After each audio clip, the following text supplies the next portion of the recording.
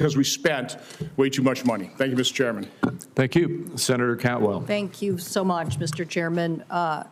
Mr. Bessent, congratulations on your nomination, and I see your family sitting there in earnest on these economic issues. It's so interesting.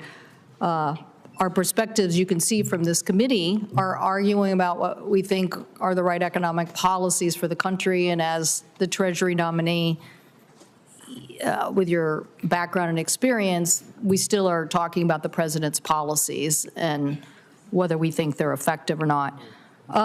Real GDP has increased at an annual rate of 3.1% in the third quarter of 2024. That's strong growth, right? As an aggregate number, it's strong growth. Okay. The economy added 16 million jobs over the last 4 years. An average unemployment rate is the lowest it's been in 50 years. So that's led to better pay and working conditions. We want that, right? I'm in favor of better pay and working conditions. Okay. Yes, Senator. And after-tax income increased by 400%. So these are good economic news. And I personally think that focusing on innovation and building supply chains is a good thing to do. And so when you start talking about tariffs, that's when you get, the Pacific Northwest attention. In fact, I would say a recent editorial by one of my newspapers was, bracing for the Trump tariffs, aviation in general. You can imagine we actually have an actual net surplus. I think we export about $2 billion worth of goods out of our state versus importing $1 billion, but this is a big part of it. And so in the aviation sector, I think I sent you an article about the fact that we think increasing our manufacturing innovation to continue to have markets and sell to those markets is a good economic strategy. Senator Cantwell, as I discussed in your office, that in my hometown of Charleston, South Carolina, Boeing is also the largest employer. So I view aviation as very important. Great. So now I want to, and believe me, I would have the same conversation with Joe Biden or Barack Obama or whoever. So I want to focus on innovation, not the tariffs. I'm worried that the tariffs are going to increase supply chain products. They're going to increase prices on our farmers. They're going to increase prices on Americans. And so I want to ask you, don't you think we are in an environment where exporting products and growing markets outside the United States is a big economic opportunity?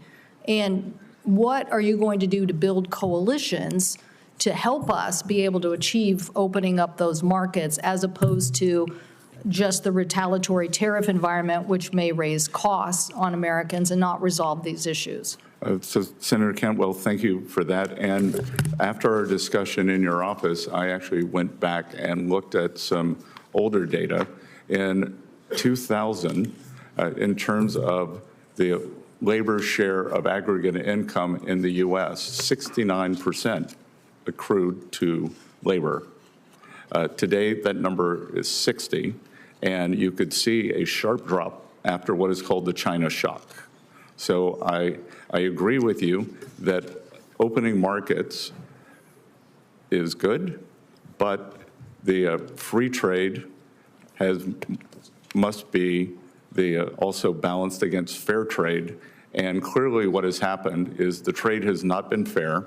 That has fallen on the American workers, and we cannot allow, as I think I mentioned to you, China is the most unbalanced economy in the history of the world.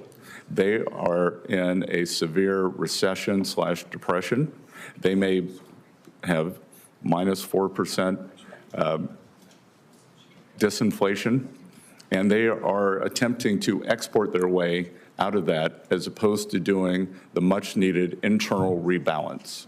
Yep. So, I am with you on the need to open markets, but we cannot allow a player like this to flood our markets or to flood the world.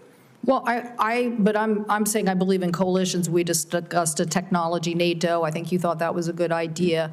The notion, though, I mean, I can get upset with my colleagues on the other aisle all the time and object, but that doesn't move me forward. And so I hope that you will look at what we're going to do to build allies. I mean, these numbers that basically are talking about just the tariff and what it would do to the price of gasoline given Canada is concerning. And so I want to know that the Trump administration is going to focus as much on innovating our way to success as we are on the tariffs, because I do think we're going to see retaliatory tariffs. We saw them in our state. It hurt us in our agriculture. And what happened is that you lose more farms. I mean, there's a lot of people buying farmland. Goldman Sachs, Bill Gates, there's a lot of people buying farmland. But we're losing farmers in the middle of the trade wars, and that's a concern I have. Thank you, Mr. Chairman. And, oh, by the way, thank you so much for mentioning housing. I so appreciate that that was in your statement. I look forward to working with you. I do think that's an area, if the president will push forward, that it is a way for us to lower costs. Thank you. Thank you. Senator Lujan. Thank you, Mr. Chairman. Good to be with you. Mr. Bessent, thank you and your family for being with us today. I very much appreciated the conversation we had in the office. Now, I'm going to touch on several topics, so I'm going to ask you some yes or no questions.